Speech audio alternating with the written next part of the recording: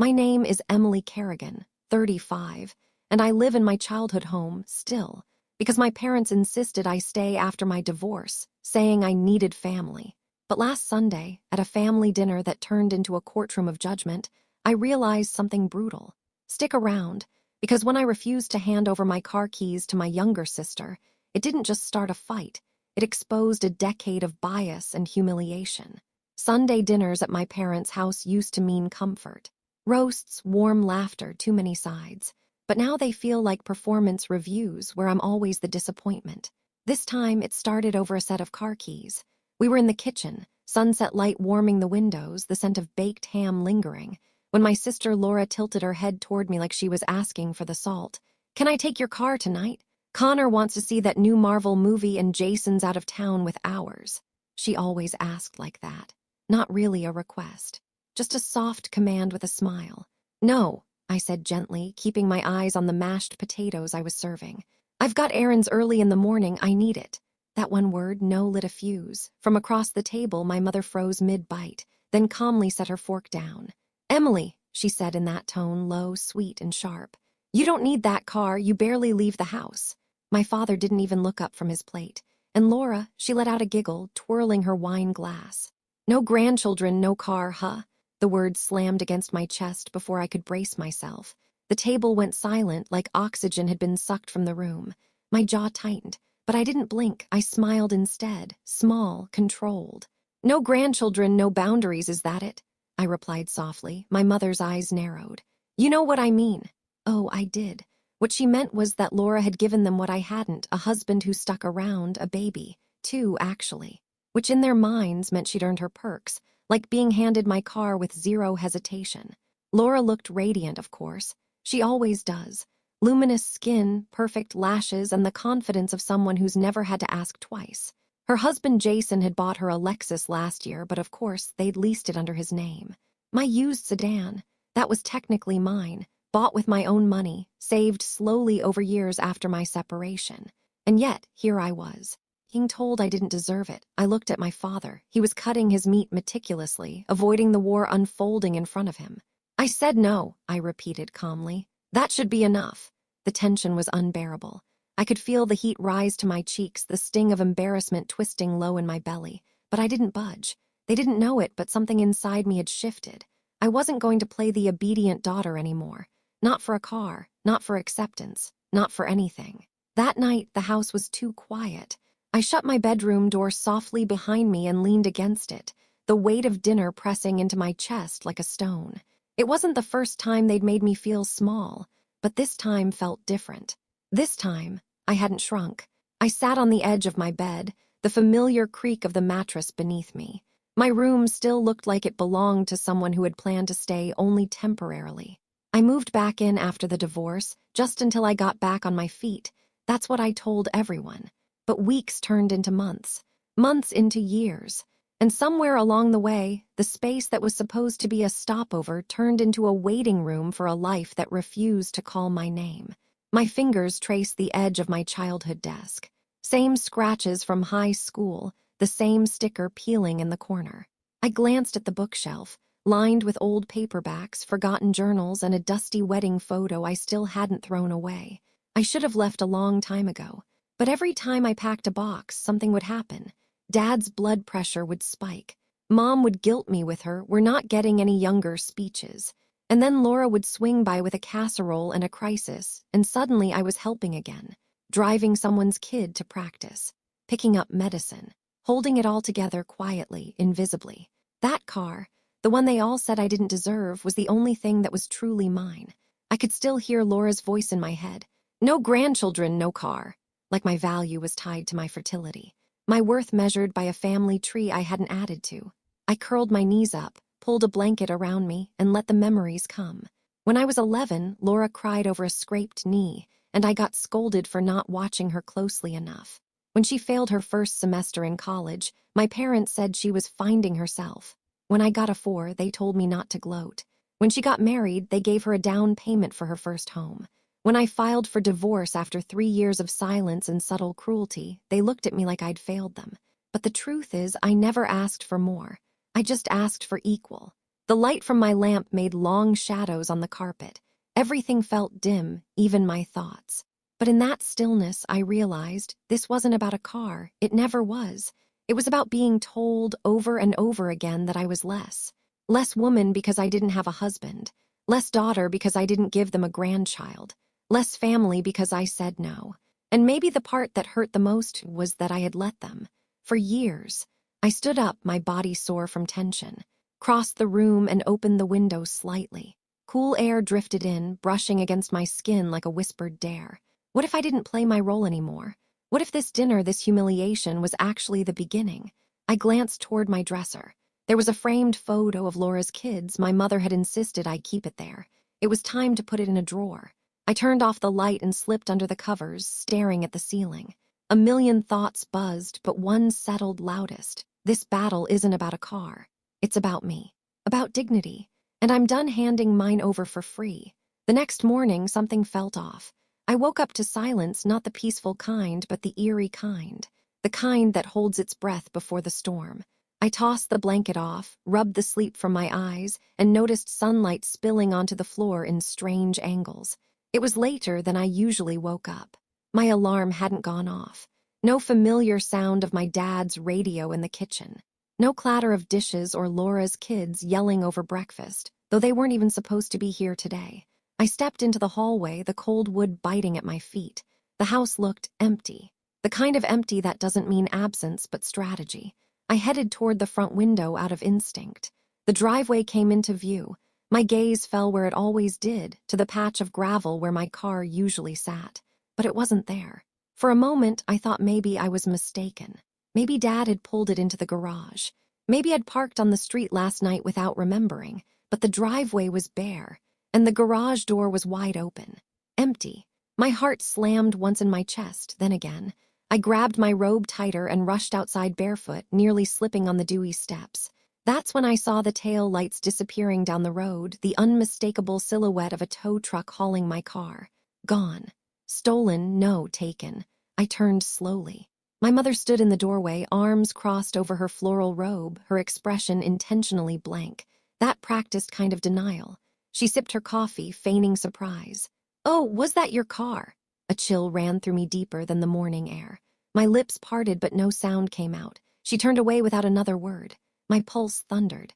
I stepped back inside, every nerve electrified, thoughts scattering like marbles. I went straight to the drawer where I kept my keys. Empty. I ran to the kitchen counter, rifled through the mail. Nothing, no notice, no explanation, just absence. I finally said it out loud, barely above a whisper. "They took my car." My knees felt weak, like the weight of that truth had finally collapsed me inward. I sank onto a kitchen chair, the reality cutting sharper with each second. They'd actually done it, not asked, not negotiated, just decided it was no longer mine. That quiet drive-away moment wasn't a glitch. It was a message. A message that said, "We don't care what's yours. If Laura wants it, it's hers." And somehow they thought I'd sit there and swallow it. I stared at the mug on the counter, Laura's favorite, pink with a gold L on it. Suddenly, everything about this house felt foreign. Like I was living in someone else's home, invisible and uninvited. My mother, Ray, entered the kitchen, flipping through a magazine. "I assume this is about last night," I said, my voice tighter than I meant. She didn't look up. "It's about what's fair. You've been using that car rent-free. You don't pay for insurance. You live here at no cost. You can't expect to have everything your way. Rent-free," I blinked. "I do your grocery runs. I drive Dad to appointments. I've been helping in this house every day for 3 years."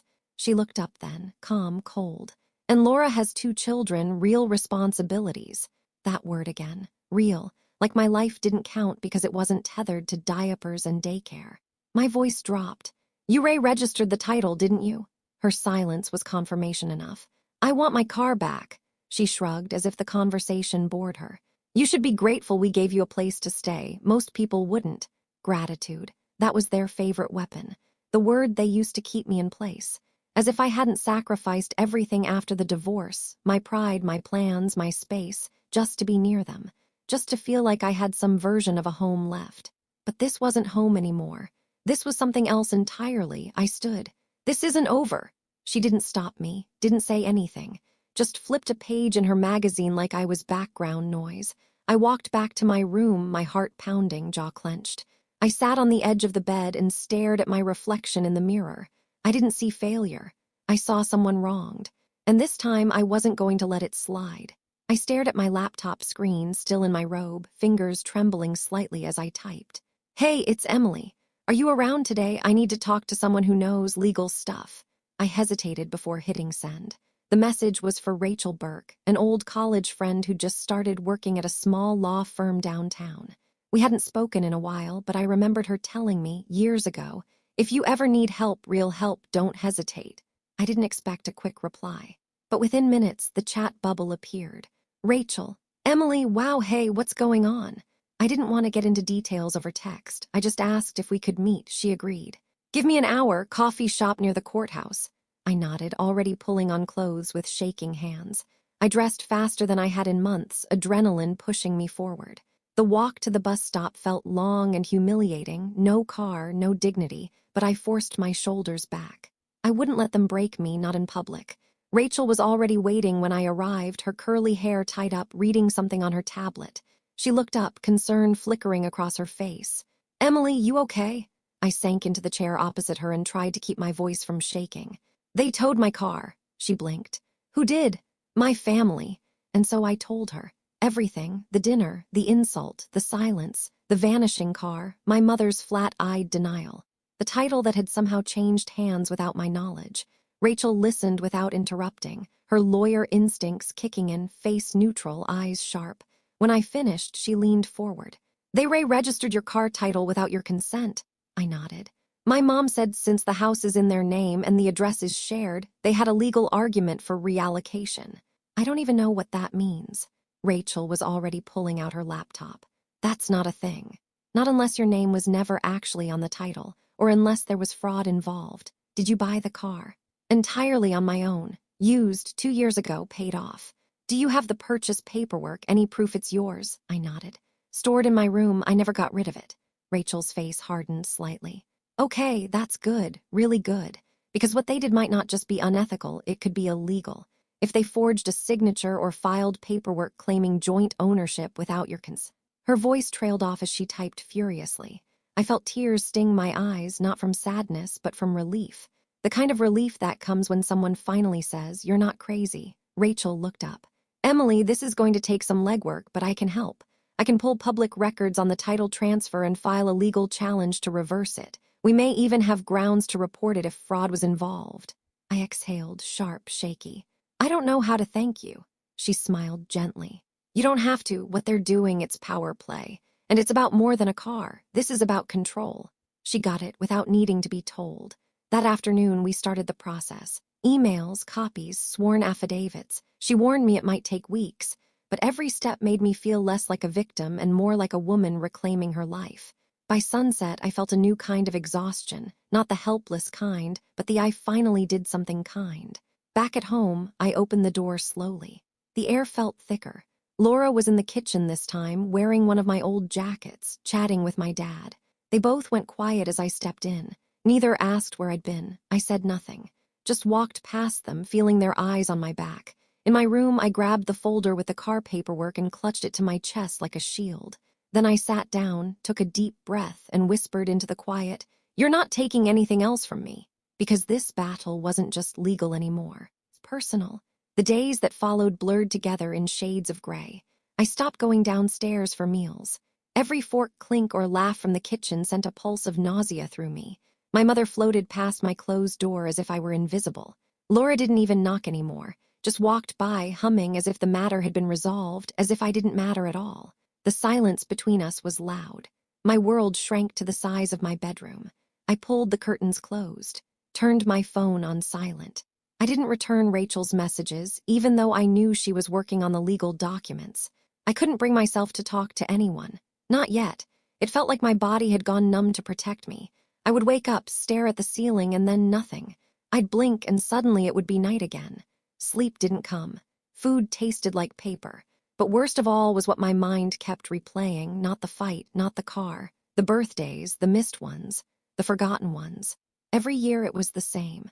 Laura would get cake, balloons, flowers, even once a weekend trip to a cabin. Me, I once got a "happy birthday, sweetheart," from Mom while she was on the phone with her friend. I told myself back then that it didn't matter, that I didn't need the fuss. That being strong meant not needing anything. But now, in this suffocating dark, I realized I did. I needed to be seen, heard, treated like I belonged. My eyes burned, but the tears wouldn't come. Like my body had learned to hold everything in until it was safe to fall apart. On the third day, my phone buzzed softly against the nightstand. I ignored it. Then again. This time, a knock followed. Light, rhythmic, not family. "Nora," I whispered, recognizing the pattern. The knock came again. I dragged myself out of bed and opened the door to find her standing there, hood up, arms full of plastic bags and a six-pack of something fizzy. "Do I look like I care that you didn't answer my texts?" asked, brushing past me with her usual fire. "I brought soup and muffins and judgment, but it's the kind with love underneath." I smiled weakly. "Hey," she turned, scanned me head to toe, and raised an eyebrow. "You smell like despair." I shrugged. "Been busy having a breakdown." "Good," she said, unloading her bags. "It's about time." She cracked open a can and handed it to me. "To surviving family sabotage." We toasted in silence. For the first time in days, I felt air in my lungs again. We ate on the floor of my room, legs stretched out, the window cracked open. Nora made me laugh, hard. She told stories from work, from bad dates, from her ridiculous neighbor who had glued googly eyes on his recycling bins to scare raccoons. And when the laughter faded, she looked at me gently. "They took your car, Em, but don't let them take you." I swallowed, hard. "You're allowed to be angry, you're allowed to grieve, but don't disappear. Not over people who only see your worth when it benefits them." I blinked, stunned by the sharpness of her truth. Then I broke. The sob hit me like a wave, sudden, ugly, loud. She pulled me into her arms, and I cried like a child, for the car, for the years. For every time I was told to be grateful while being treated like a placeholder in my own life. When it passed, she handed me a tissue and said, "Now, are we done with the part where you spiral? Can we move on to the revenge arc?" I laughed through my tears. "Maybe." She stood up and clapped her hands. "Then get dressed, we're going outside." "What?" "Sunlight, movement, fresh air, or I'll drag you by your sock." 10 minutes later, I was in sneakers and a hoodie, blinking against the daylight. We walked to the park. The air was crisp, clean. The breeze smelled like something new. That afternoon, sitting on a bench with the sun warming my back, I felt something I hadn't in weeks. Myself, not the version they belittled, but the one I used to believe in, the one that still had fight left. I looked at Nora, her legs swinging, head tilted toward the sky. "You know what I want," I said quietly. She turned to me. I want out. I want out of this house, this grip they have on me. I want to earn enough, save enough, get out, and never look back." She grinned. "There's the Emily I remember." The following week, I threw myself into work like it was a life raft. No more late mornings or slow starts. I was up before sunrise, laptop open, coffee brewed, emails flying before anyone else clocked in. I volunteered for extra hours. Took weekend shifts no one wanted. If there was a task no one wanted to touch, I took it. This was my escape route. Every dollar I earned was earmarked. Savings, first month's rent, deposit, furniture, car, freedom. The goal gave me oxygen again. Something to reach for beyond just surviving in a house where every glance was a test and every silence a punishment. Rachel continued her legal work, updating me by text. The paperwork was filed. A hearing date was pending. "We've got a shot," she wrote. "A real one, hang in there." I told her I was fine, but I wasn't fine, because the hustle came with a cost. After my third 14-hour day in a row, I sat at my desk staring at the same sentence for 20 minutes, unable to remember what I was supposed to be editing. My limbs ached. My vision blurred. My back burned from sitting in one position too long, but I pushed through. One more hour, I told myself. Just one more hour. That night, as I was wrapping up a report, I reached for a client's external hard drive to upload final documents. And then the drive slipped. Crash. The sound it made when it hit the floor was small but catastrophic. I froze, picked it up. The casing was dented. The light didn't turn on, my heart sank. My palms went cold. This wasn't just an accident. This was a potential disaster. I emailed the IT team immediately. Then my boss. I explained everything, what I'd done, how it had happened, that I was requesting immediate assistance to recover the data. Then I sat in silence, staring at the ceiling, waiting. At 8:17 the next morning, I was called into my boss's office. Mr. Darden wasn't cruel. He was the type who kept his emotions hidden behind professional concern. But I could tell he was disappointed. Not angry, just quietly processing the weight of what I'd done. The data on that drive, he said slowly, was irreplaceable. The client doesn't keep backups. My stomach dropped. I'm so sorry, I whispered. I've been working too much. I should have been more careful. I just didn't want to say no to anything. He held up a hand. Emily, sit down. I did. He looked at me for a long moment. You've always been dependable. You take on too much and never complain, but lately, he trailed off. I stared at the floor, trying to brace for the inevitable. I know about the situation at home, he said gently. My head snapped up. You do, Barbara told me. She said your car was taken, that you're trying to move out. She didn't tell me everything, just enough to give context. I blinked, humiliated. I didn't mean for my personal life to affect my work. Emily, you've been doing the work of 3 people for weeks. You've made one mistake, a serious one, yes, but not irreparable. I felt tears welling. He leaned back in his chair. You know what impresses me more than perfect performance? I shook my head. Resilience, integrity, owning up when something goes wrong. He opened a folder on his desk. I've been reviewing your file, your performance reviews, your extra hours, your initiative. I spoke with the department leads, and I've decided, my heart stopped, to promote you. My mouth fell open. What? To team lead, effective next pay cycle. He slid the form across the desk. I believe in rewarding people who don't quit when things get hard. Tears spilled before I could stop them. I covered my face with my hands, overwhelmed by the weight of it all. Gave me a tissue box and said, take a day off, rest, you've earned it. I walked out of that office feeling something I hadn't in a long time, vindicated. Not because someone gave me a title, but because someone finally saw me. For who I was, not the failed daughter, not the disappointing sister, just Emily, capable, worthy. Enough. That evening I met Nora for drinks and told her everything. She whooped so loudly the bartender clapped. See, she said, raising her glass. You're rising, babe. You're rising. I hadn't seen sunlight before 7 a.m. in weeks. But lately I craved the quiet of morning before the world got noisy. That's when I'd lace up my shoes, take the long walk to the office and remind myself, every step is one closer to gone. Gone from this house. Gone from the judgment, the whispered insults, the cold stares over cereal bowls. My savings grew steadily, even as exhaustion set in. I tracked every dollar in a spreadsheet labeled Freedom Fund, and every green cell gave me a jolt of hope. I skipped coffee shops, took leftovers to work, declined invitations if they involved spending. Nora called it my mission mode. But the truth, I was running on fumes. Then it happened. Friday morning, rushing out the door after a 4-hour sleep. Mind foggy, body stiff, I tripped over the uneven sidewalk near the office and sent my iced coffee flying, and worse, dropped a client's equipment. A borrowed, delicate digital audio kit we were using for a campaign launch. I watched in horror as it tumbled, bounced once and lay still. Panic set in. By the time I got to my desk, the damage was clear. One mic was cracked and the transmitter wouldn't power on. I sat staring at it, frozen. All the control I'd built, all the momentum slipping through my fingers like sand. At 10:43 a.m., I got the email. Can you step into my office? Mr. Darden didn't raise his voice. Didn't scold. Instead, he asked gently, Emily, what's going on? That question cracked something open in me. I didn't prepare a speech, didn't spin excuses. I just told the truth. About my parents, the car, the legal battle, the fatigue, the hopelessness. The quiet war I'd been fighting while trying to hold a full-time job and rebuild a life from rubble. When I finished, he leaned back, let out a slow breath, and said something I'll never forget. You've been holding up a collapsing wall with your bare hands and still showing up every day. That's not failure, that's resilience. I blinked. Then he said, I'm not letting someone like you fall through the cracks. You're getting a promotion, team lead, effective immediately. I didn't know what to say. I was still bracing for punishment, but instead I got validation. Support, dignity. I walked out of his office in a daze. By Monday, I had a bonus check in hand.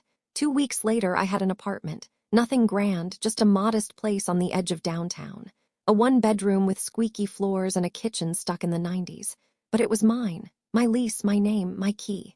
On move-in day, I sat on the bare floor, surrounded by boxes and the smell of takeout, and cried until my shoulders shook. Not because I was sad, because I was finally safe. And then came the car. The case Rachel filed had gone through. The forged title was reversed. The tow company cited for improper seizure.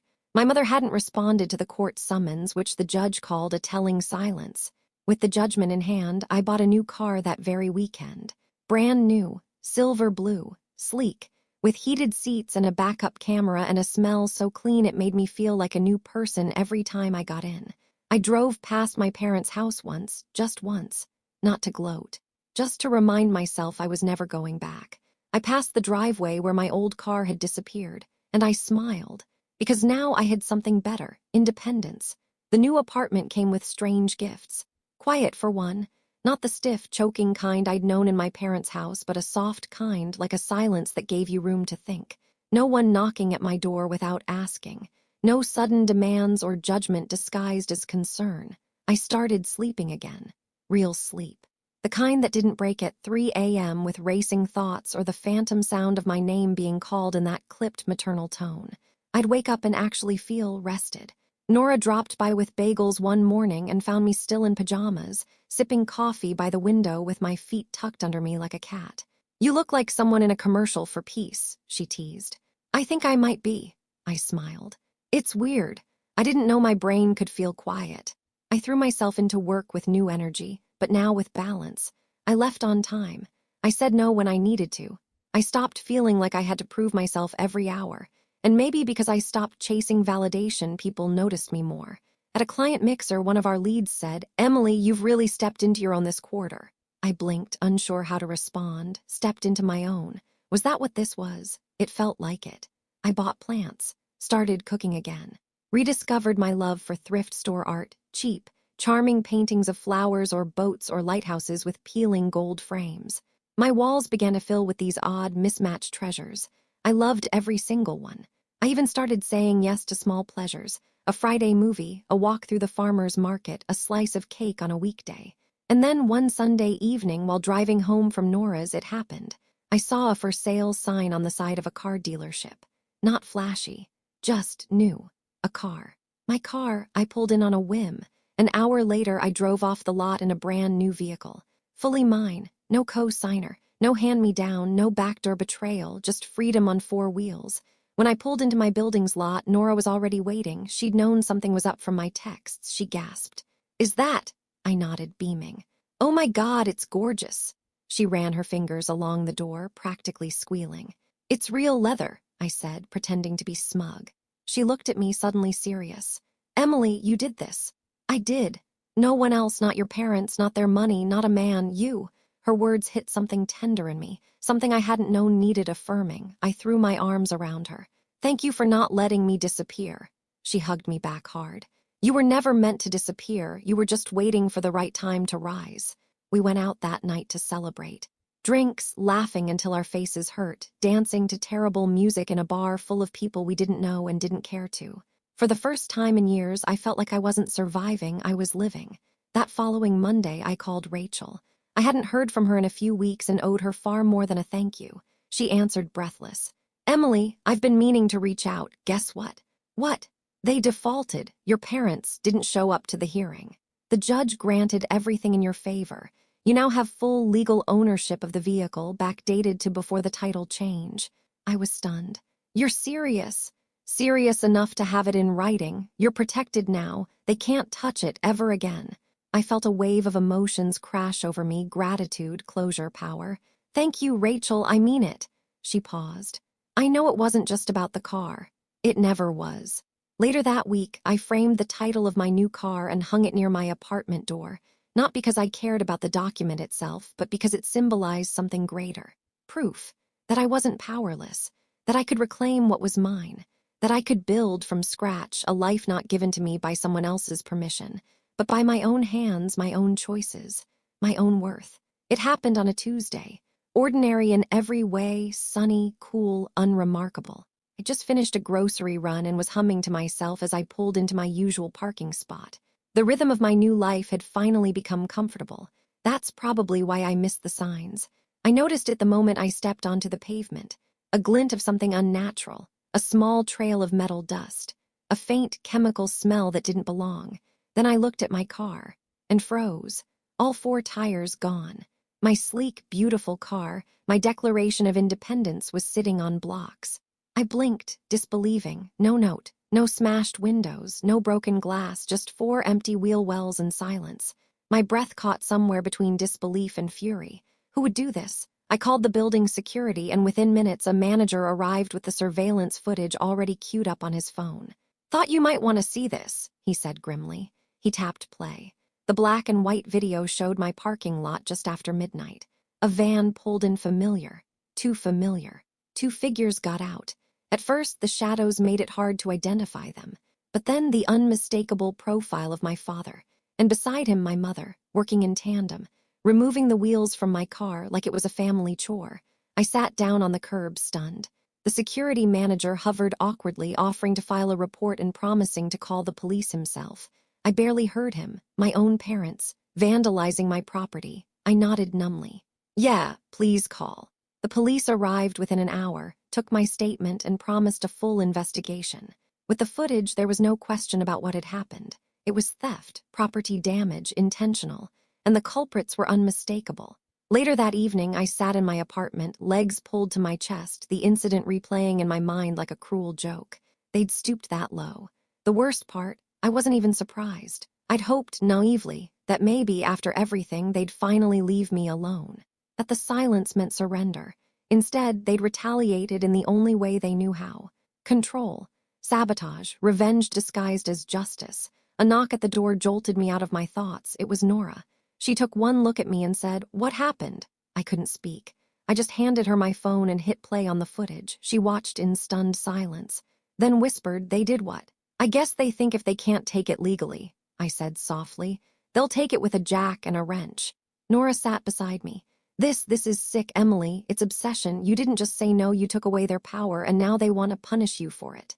They already tried. Remember the last family dinner?" She looked at me, brows furrowed. "Oh my God, they can't stand that you're thriving." I nodded. "And now they've committed an actual crime."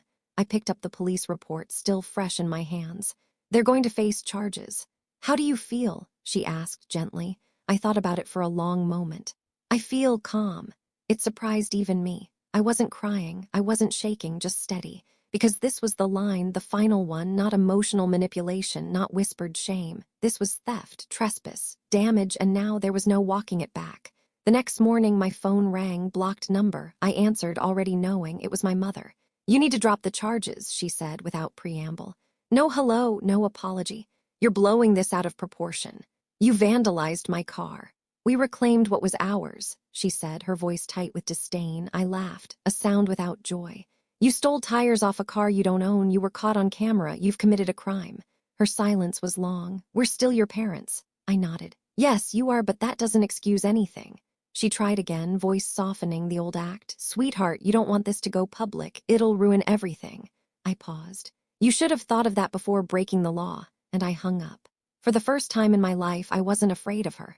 Not her threats, not her guilt, not the family name. I texted Rachel immediately. She replied in seconds. "Let's press full charges."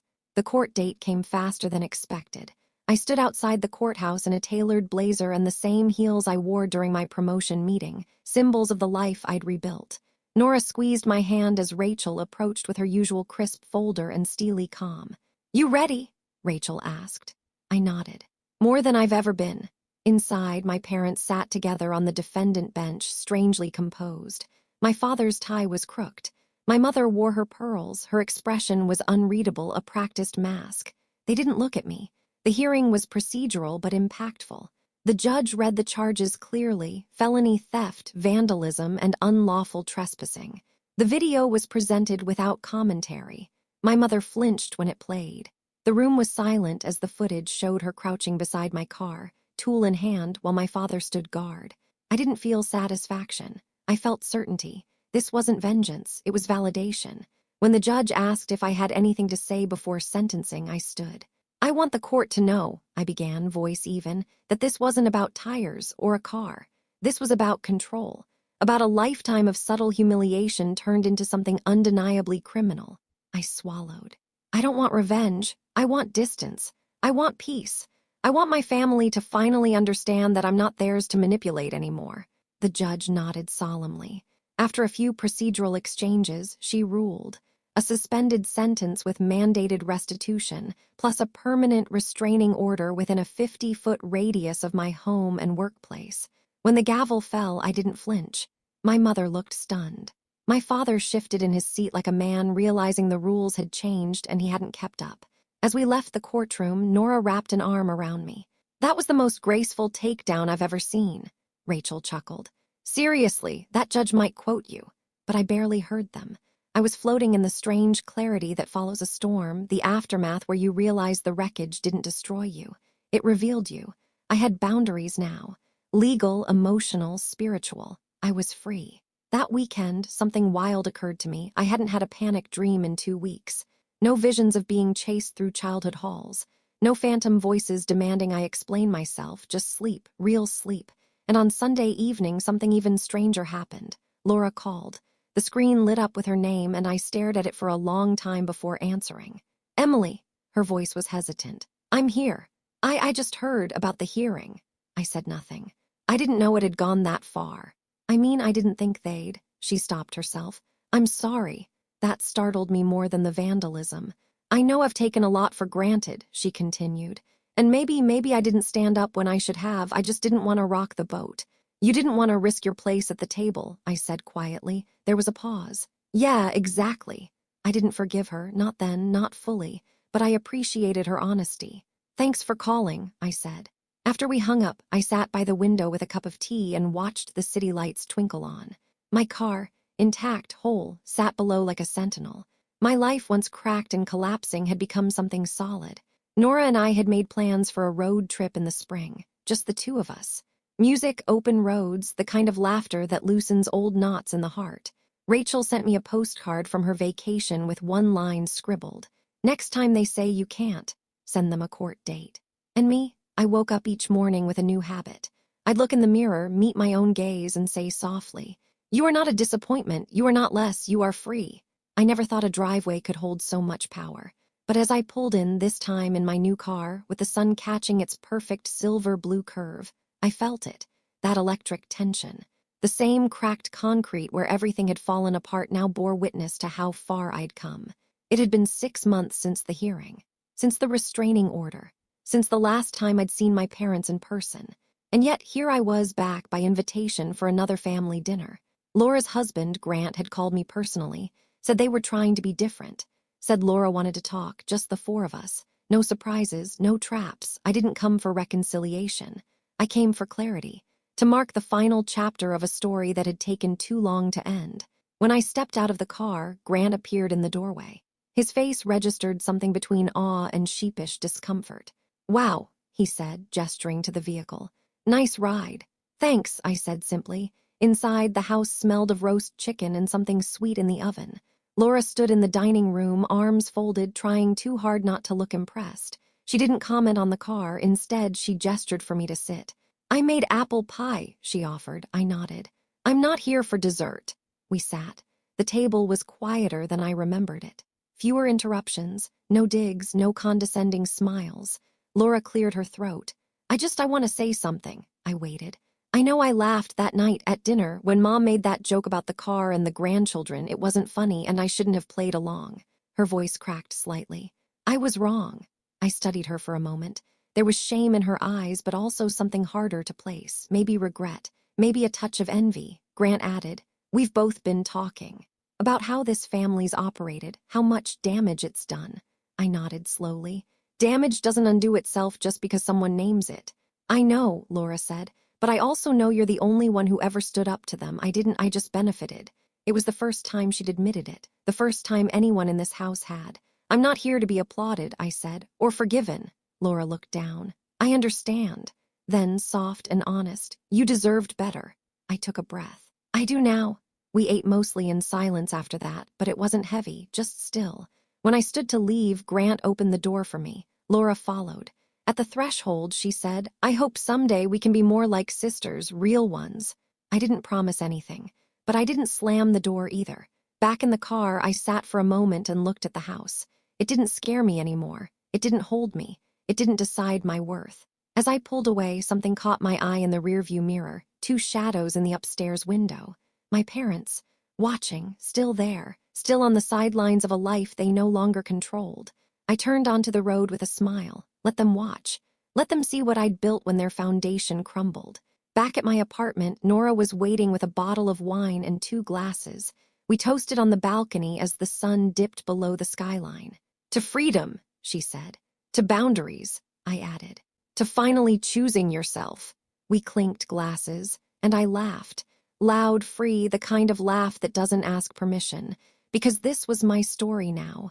Written by me, not borrowed, not dictated. Owned. And for the first time in my life, I knew I would never hand the pen to anyone else again.